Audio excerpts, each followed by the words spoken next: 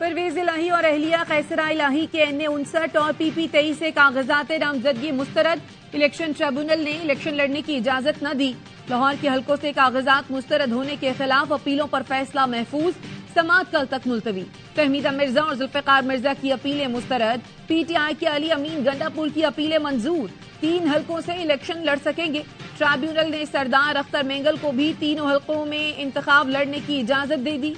मुस्लिम league नून के सदर शहबाज शरीफ NA-242 Karachi से भी इलेक्शन लड़ेंगे। इलेक्शन ट्रिब्यूनल ने एतराज मुस्तरद करते हुए RO के फैसले को बरकरार रखा। MQM के उम्मीदवार अरशद वोहरा की अपील मंजूर। RO का फैसला कालादम करार।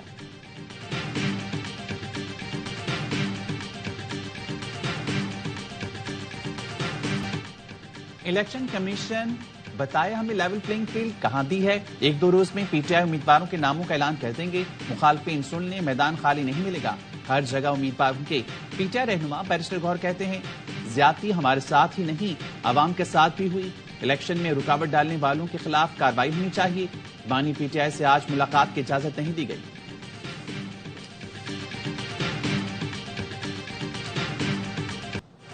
अडियाला जेल में तोशाखाना और 190 मिलियन पाउंड मुंतकिली केस की समाअत। बानी PTI को 190 मिलियन पाउंड रेफरेंस की नकूल फराहम कर दी गई। बुशरा बीबी की अदम दस्तयाबी के बायस तोशाखाना रेफरेंस में पर्दे जुर्म आयद न हो सकी। अदालत ने बुशरा बीबी की हाजिरी से इस्तिस्ना की दरखास्त मंजूर कर ली। समाअत कल तक मुलतवी।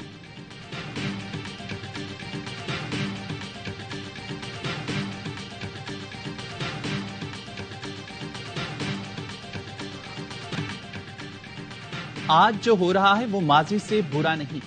बानी PTI ने जो सियासत शुरू की अब वो भुगत रही हैं। उनका मौक़िफ़ था सब चोरों को चौक पर फांसी दे दो। 200 बंदों को मरवा दें तो निजाम ठीक हो जाएगा। उन्हें अपने मौक़िफ़ में तब्दीली लाना होगी। Chairman Peoples Party Bilawal Bhutto की सुप्रीम कोर्ट के बाहर गुफ्तगू का अक़वाम मुत्तहिदा से भी करारदाद मंजूर करा लें। इलेक्शन 8 फरवरी को ही होंगे।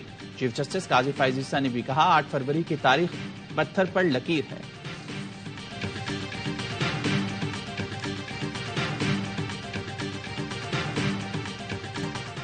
जुल्फिकार भुट्टो की फांसी के फैसले पर अमल हो गया। सदारती रेफरेंस पर हम सिर्फ राय दे सकते हैं। चीफ जस्टिस के रिमार्क्स। जस्टिस मोहम्मद अली मजहर ने कहा बुनियादी तौर पर इस रेफरेंस की बुनियाद साबिक जज नसीम हसन शाह का इंटरव्यू है।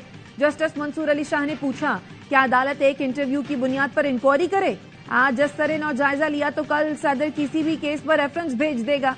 ये उसूल तय हो गया तो फैसलों की आईनी हैसियत क्या रहेगी।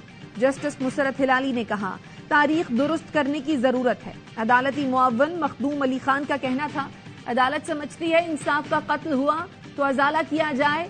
समाअत फरवरी के तीसरे हफ्ते तक मुलतवी।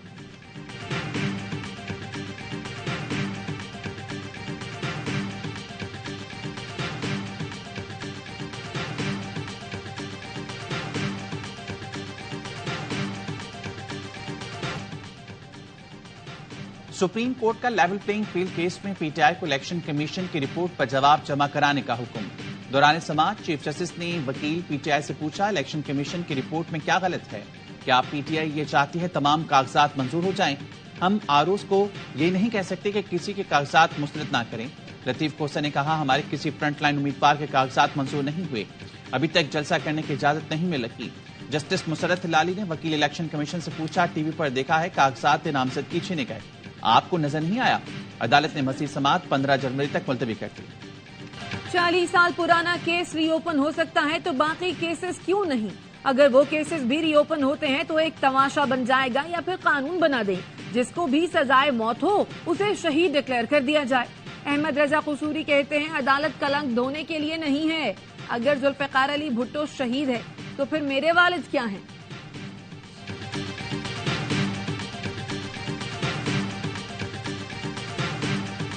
इसराइल को गजा में शहरियों के तहफ़्फ़ुज़ के लिए मजीद इक़दामात करने होंगे। जंग की वजह से बेघर होने वाले फ़लस्तीनियों को लाजमी घर वापस जाने की इजाज़त होनी चाहिए। अमरीकी वज़ीर ख़ारजा एंटनी ब्लिंकन की दोहा में कतरी वज़ीर आज़म के साथ मुश्तरका न्यूज़ कॉन्फ्रेंस। ब्लिंकन ने मजीद कहा सालसी की कोशिश जारी रखे हुए हैं। अमरीका नहीं चाहता निहत्ते शहरियों को निशाना बनाया जाए। कतरी वज़ीर आज़म मोहम्मद बिन अब्दुर्रहमान बिन जासिम ने कहा गजा की सूरत हाल इंसानियत का संगीन इम्तिहान है।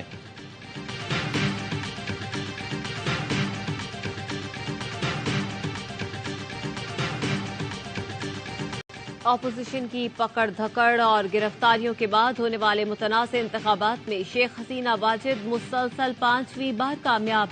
हसीना वाजिद हुकूमत के तहत इलेक्शन में 300 के ऐवान में हुक्मरान अवामी लीग ने 216 नशिस्तें हासिल की। इत्तेहादी जातिया पार्टी को 11 सीटों पर कामयाबी मिली। 52 नशिस्तों पर आजाद उम्मीदवार कामयाब। बांग्लादेश क्रिकेट टीम के साबिक कप्तान शकीबुल हसन भी अपनी नशिस्त जीत ली। टर्नआउट 40% रहा। निगरान हुकूमत के तहत इंतखाबात न कराने पर ऑपोजिशन ने बॉयकॉट किया था।